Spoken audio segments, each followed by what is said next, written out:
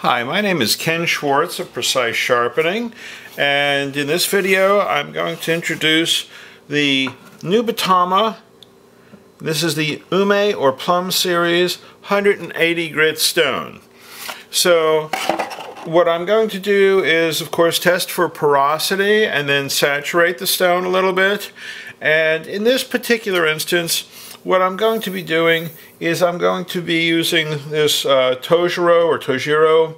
It's a 330 millimeter chef's knife or gyuto, and it's got a reasonably good edge, but unfortunately right about there's a little bit of a chip, and again you can feel it with the fingernail right there.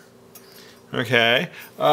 Sometimes you can pick up a chip also by the way it slices a piece of paper. So I'm going to bring it in a little out of focus but closer so that the camera audio will pick it up. Let's see if we can pick it up. Again, the chip is right there.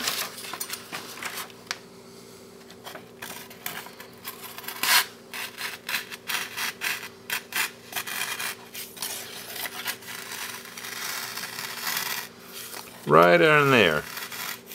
You can hear a little kind of sound.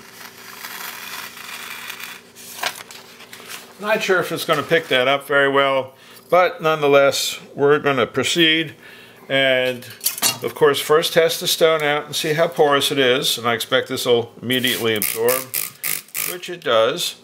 So we're going to soak the stone just a little bit, and we'll let this go for a minute or so. Again, you can see still fairly quickly absorbing. And we'll let it run for just a second or two, minute or two. And again, this particular knife is a sort of VG10 type steel. So this might give you some appreciation of it one way or the other. I've found that this stone works particularly well with carbon steel knives, but let's test it out on this and see how well we go. So when we're doing this, because the chip is right over here, what we need to do is bring the knife down to the bottom of the chip. Well, we don't want to dip in this one area, so that really means we're needing to do the whole edge, unfortunately, or change the shape of the knife a little bit. So that's what we're going to be doing, is doing this area but spreading it out over the whole length, and I'll demonstrate some full sweep strokes on a 330 millimeter knife. I personally find the knife very useful at home, especially for initially cutting up produce when it comes from the store on a nice sized board. This is an extremely handy size of a knife. Even though most home users like knives a good bit smaller, I enjoy this sort of size. So let's see how we're doing. And well, looks like it's fairly well saturated at this point. You can see it's starting to absorb back in. So we'll be periodically adding some more water to it. So again, we're going to have to pretty much take down the whole finish on the knife. And I'm going to be doing it at about that angle. So let's see how this feels. Now, if I'm trying to keep a more precise angle, what I try to do is not move my hand, but move my whole body and pivot at the angle. So again, right there is the little chip. So we're going to kind of concentrate on that area for a moment and spread the fingers around that chip.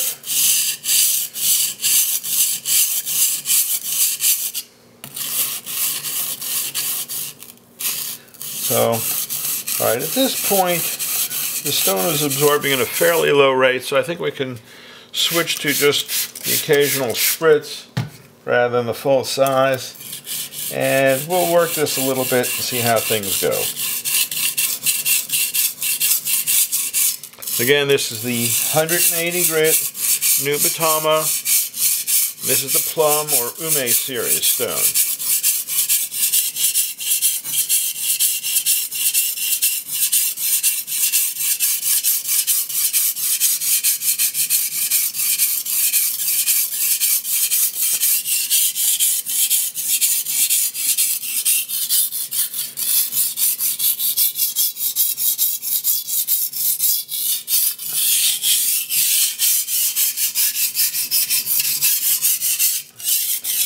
let's switch to some sweeping type strokes at this point.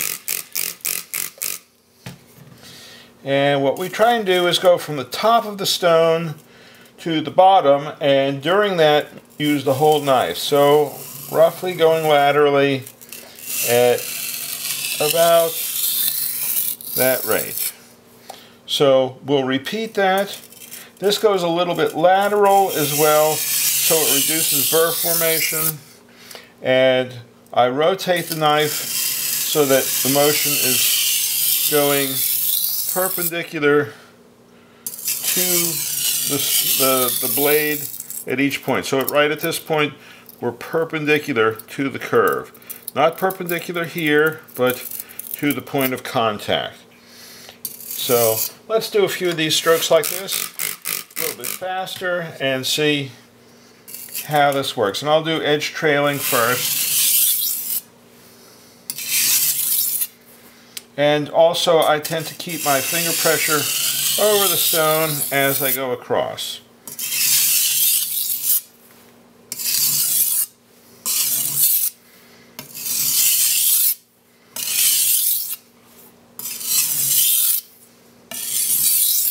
Now another way you can do the whole stone, of course you can do it sectionally like this, and what you can do is do a W sort of stroke where you go part way across, then come up, then part way across again, so that you make it one continuous stroke across the stone.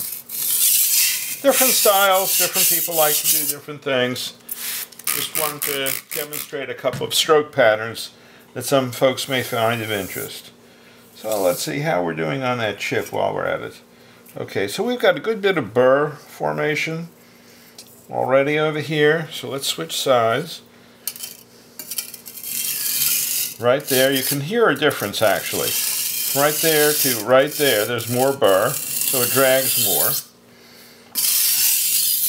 So again, you're getting a lot of really good feedback on this stone, and it's telling you a lot as you're sharpening.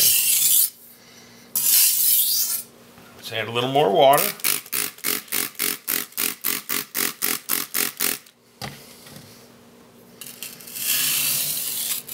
Now I'm taking a little bit of time to demonstrate some techniques, but I feel these are worthwhile to demonstrate whether you're using it on this stone or another stone.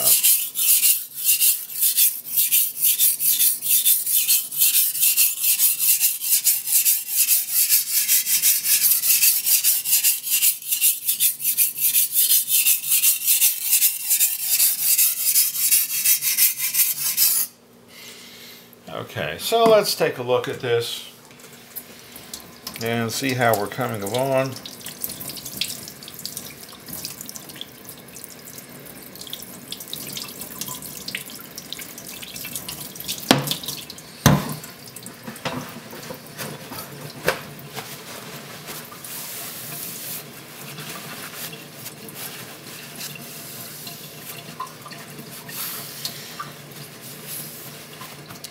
So, it was in this general area, and if we check right now, that chip is completely gone.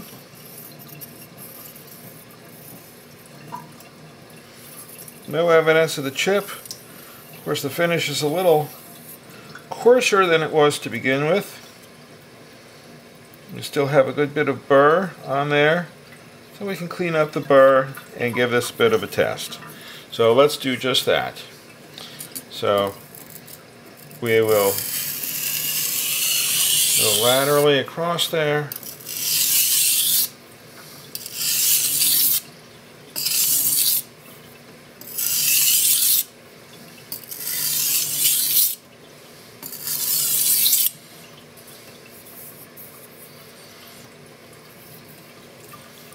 More strokes over here.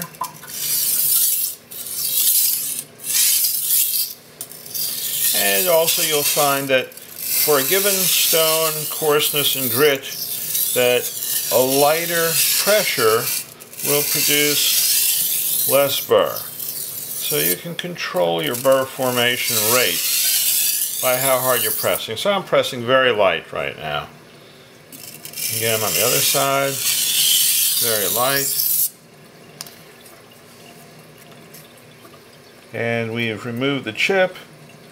We now have a little toothier edge than we did originally on the knife. And let's see how it feels cutting a napkin, which I find is, okay, a very good test for a toothy edge. And that's exactly what we have in next to no time at all. I would rate this an excellent stone. Works very quickly. It produces a moderate amount of mud. Does the job. Doesn't take too long to soak. I would say this is a quick soak. Soak and go as opposed to splash and go. Very nice, very consistent, very enjoyable stone. Do try it out and let me know what you think of it. It's a fun stone. I think you'll really enjoy it, and I think it definitely fills a need. Again, you can find these at Chef Knives to Go. This is the 180 grit Ume Nubatama stone on Chef Knives to Go in Ken's Corner. Thank you very much for your time.